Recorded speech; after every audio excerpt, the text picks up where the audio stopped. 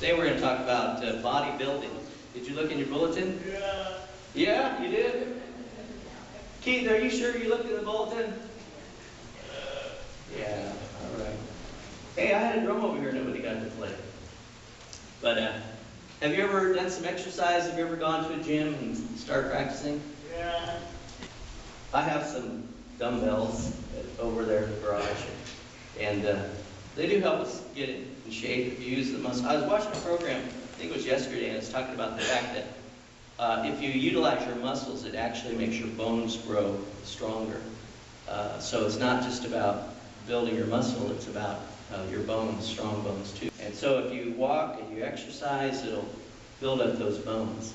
So we're talking about bodybuilding today, and it's based in Ephesians chapter 4. And it's starting in verse 11. Ephesians chapter 4, verse 11.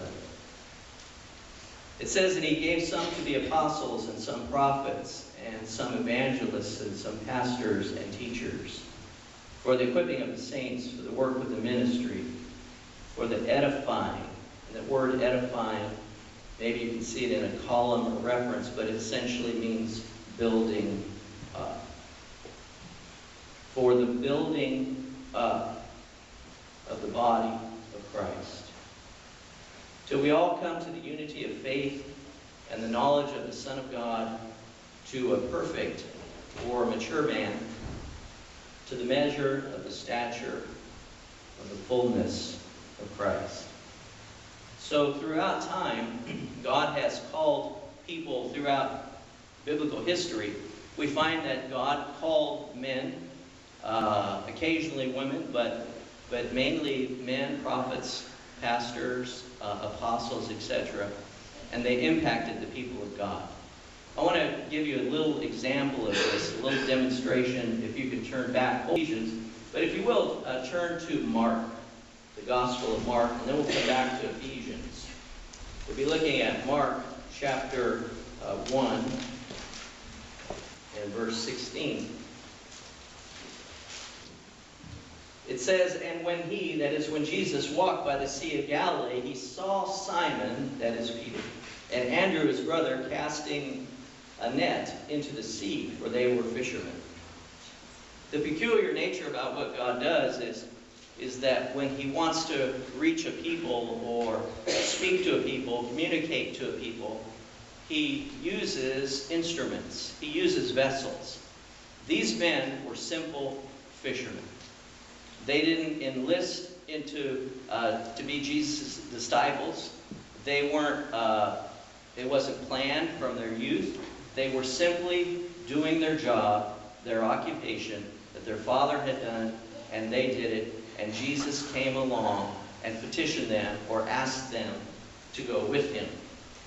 So in verse 16, he says, or 17, Jesus said unto them, "Follow me, and I will make you become fishers of men." Jesus is utilizing the language which they understood because they were fishermen. But can you imagine Jesus approaching you on your job site or wherever you happen to be, and Jesus simply asking you to follow him? And you got up from your job and followed him. Peculiar, isn't it? Well, that's exactly what happened, and many and very different ways in which God calls people, but he calls them for a specific purpose. Do you remember Moses? What was Moses doing?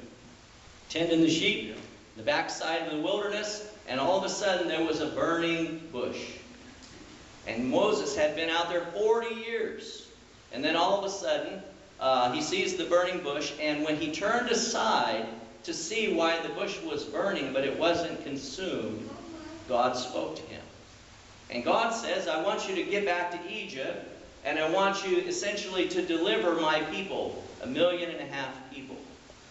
So Moses wasn't looking for that position, but God called him. The disciples weren't looking for that position, but God called them. He said in that verse, "Follow me, and I will make you become fishers of men."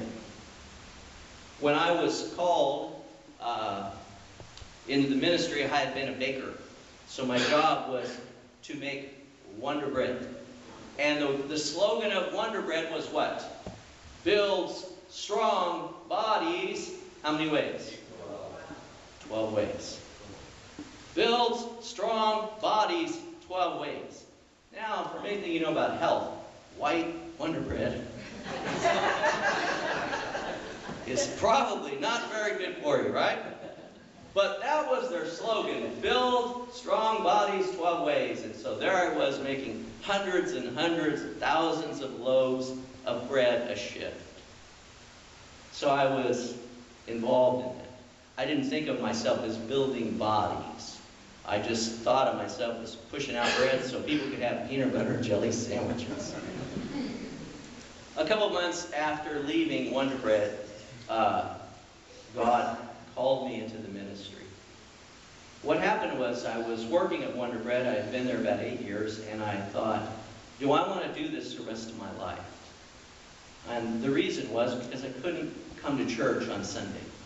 I became a Christian, started going to church, and could not go to church. I mean, got saved, couldn't go to church.